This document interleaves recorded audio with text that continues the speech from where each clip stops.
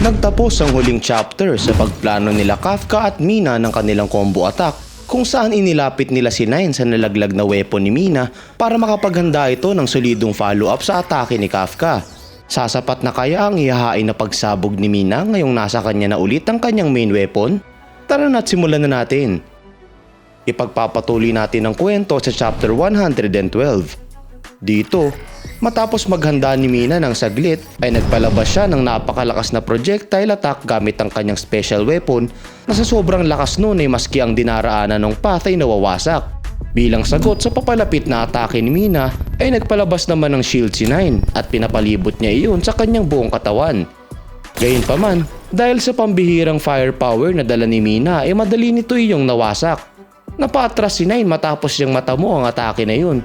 At napakomento siya sa kanyang isip na ang gunfire ni Mina ay meant talaga para mawasak ang kanyang shield para i-ensure na makakilos ang remaining variant at mawasak ang kanyang core.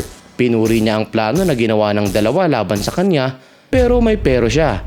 Nang maghanda si Kafka na mag-follow up ng powered up punch ay agad na binalutan ni Nine ang kanyang core ng maliit na shield. Nginisian niya si Kafka dahil iniisip niya na nautakan niya ang mga ito. Kung saan kita naman ang pagkagulat sa mukha ni Kafka nang makita niyang may isa pa palang shield itong si Nine. Nabigla si Kafka dahil aside sa meron ng dalawang numbered kaiju ang katawan na ito, ay kaya din daw nitong magpalabas ng dalawang shield. Sinabi naman ni Nine sa kanya na makakapag-regenerate na rin naman daw yung shield niya dito para ma-endure ang strike ni Kafka, kaya seryoso nitong sinabi na panalo na siya. Gayunpaman, naganda pa rin si Kafka na umatake habang iniisip kung kaya niya bang patagusin ang kanyang suntok sa shield at sa lahat ng dumidepensang layers sa core ni Nine. Pinagpatuloy pa rin ito ni Kafka kahit nagdadalawang isip siya at sinabi niya sa kanyang isip na either way, kinakailangan niya lang daw gawin yun.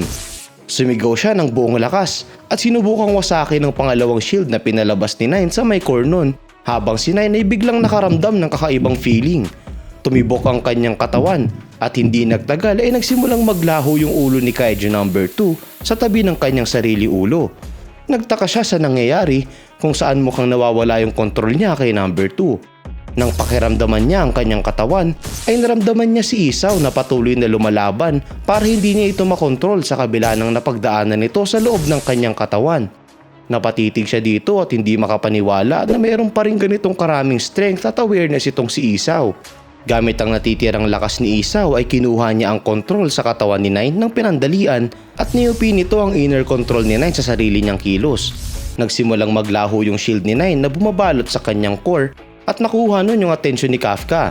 Nagsimula ding magbago ang itsura ng kalahating mukha ni Nine kung saan unti-unti iyong nag-itsurang Isaw. Nang makita ito ni Kafka ay naluha siya dito pero hindi niya pinigilan ang kanyang pagsugod dahil nakadagdag lang ito sa kanyang drive para matalo si Nine. Napilitan naman si Nine na magpalabas ng sandamakmak na mga galamay at gumamit ng maraming invisible bullet attacks para pigilan si Kafka. Gayunpaman, nagsisabugan ng mga ito na parang bula bago niya pa mapalabas ang kanyang atake dahil sa pambihirang firepower ni Mina. Na-obliterate ang lahat ng pinalabas niyang galamay dahil sa cover fire ni Mina at agad na tumalon si Kafka sa kanyang harapan na handang magpadala ng isang powerful strike.